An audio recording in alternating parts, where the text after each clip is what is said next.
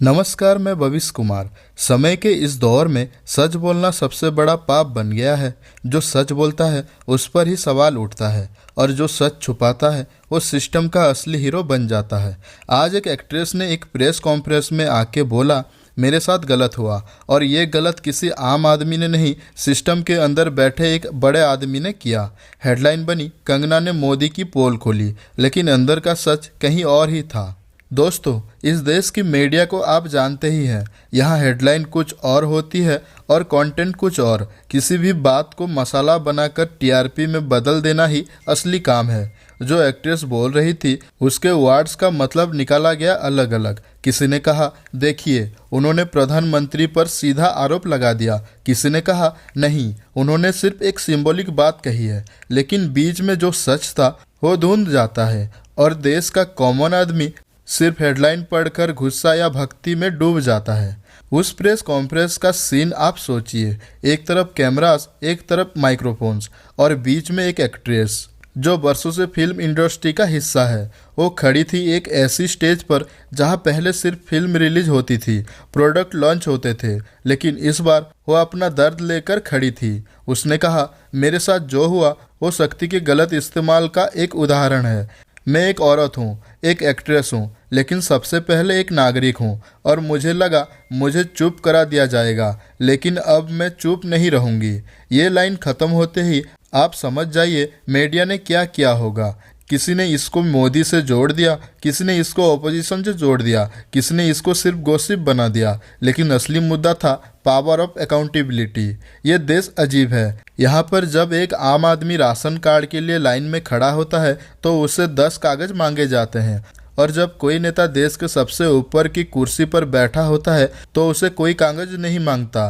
अब आप ही बताइए, ये कानून किसके लिए है? आम आदमी के लिए या सिर्फ आम आदमी के खिलाफ? प्रेस कॉन्फ्रेंस के बाद एक्ट्रेस को ट्रोल किया गया। सोशल मीडिया पर ट्रेंड चला, ड्रामा क्वीन। किसी ने कहा पब्लिसिटी के लिए बोल रही है, किसी ने कहा ऑपोजिशन के हथियार बन गई है। लेकिन दोस्तों, आप सोचिए, जो इंसान अपनी पर्सनल लाइफ के बारे में बोलता है उससे क्या मिलता है?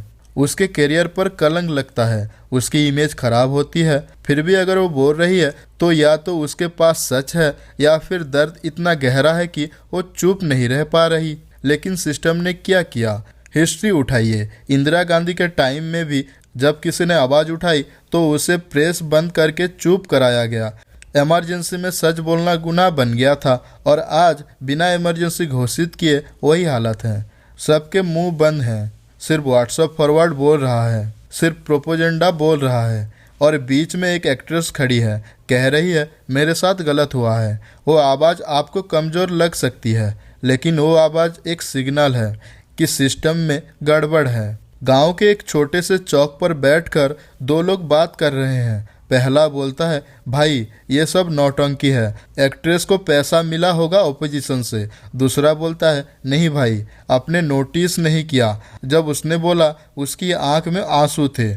आप समझ रहे हो, देश को टुकड़ों में बांट दिया गया है। कोई भी खबर आती है तो आधा देश उसके फेवर में होता है और आधा उसके अगेंस्ट। सच वहाँ कहीं पीछे छूट जाता है। मीडिया चैनल्स भी क्या करें, उनको टीआरपी चाहिए, इसलिए वो एक्ट्रेस का दर्द को एक डेली सोप बना देते हैं। म्यूजिक बजता है ताड़क और हेडलाइन आती है मोदी की पोल कंगना का बोल। लेकिन जो असली सवाल है वो स्क्रीन के नीचे छोटे लेटर्स में क्रॉल करता है, जिसे कोई पढ़कर इग्नोर कर देता है। अब ये केस सिर्फ एक एक्ट्रेस का नहीं रहा, ये केस बन गया है ट्रूथ वर्सेस पावर। एक तरफ है एक इंसान की आवाज़, दूसरी तरफ है पूरा सिस्टम। आप सोचिए, अगर सिस्टम के सामने एक एक्ट्रेस की आवाज़ दब जाती है तो आम आदमी की आवाज़ का क्या होगा? जो राशन लाइन में खड़ा है, जो अपने हक के लिए कलेक्टर का दफ्तर में खड़ा है, उसकी आवाज़ तो और भी आसान है दबा देना। देश का मूड देखिए, किसी को एक्ट्रेस की बात से फर्क नहीं पड़ता, किसी को सिर्फ ये देखना है कि वो मोदी के अगेंस्ट बोली या फेवर में। आप भी सोशल मीडिया पर देख लीजिए, एक कैंप लिख रहा है bravo Kangana, you are the real शेरनी। दूसरा कैंप लिख रहा है कंगना देशद्रोही, इसको पाकिस्तान भेजो। सच वो वहाँ भी गुम हो गया है। डेमोक्रेसी में सबसे बड़ी ताकत होती है सवाल और सबसे बड़ी कमजोरी होती है अंधभक्ति। आज देश के सारे सवाल खत्म कर दिए गए हैं। एक एक्ट्रेस ने बोला, उसके बारे में भी हम सिर्फ इस एंगल से सोच रहे हैं, मोदी के अगेंस्ट है या फेवर में। लेकिन दोस्तों, सवाल ये नहीं है। सवाल ये है, अगर कल को आपके साथ ऐसा हुआ तो क्या आप बोल पाएंगे?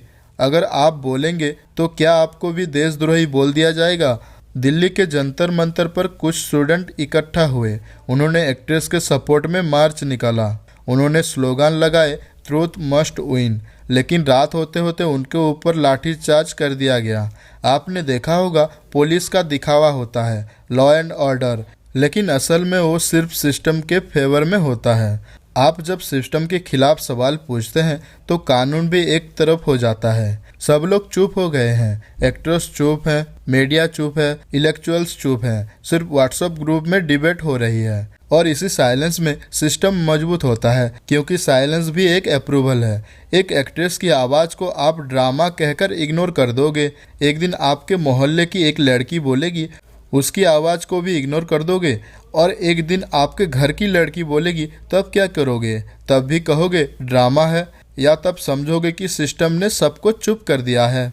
इस कहानी में एक्टर या एक्ट्रेस के नाम से ज़्यादा इम्पोर्टेंट है उनके दर्द का सच। सिस्टम के सामने आवाज़ उठाना मुश्किल है, लेकिन अगर आवाज़ उठाना ही गुनाह बन गया तो डेमोक्रेसी का मतलब क्या बचा? दोस्तों सोचिए, क्या सच बोलना इतना ही खतरनाक हो गया है? और क्या हम सब अपनी आंखें बंद करके खुद को ही बेवकूफ़ बना रहे हैं? सोचिए, बहुत ज़रूरी है सोचना। नमस्कार, मैं भविष्य कुमार।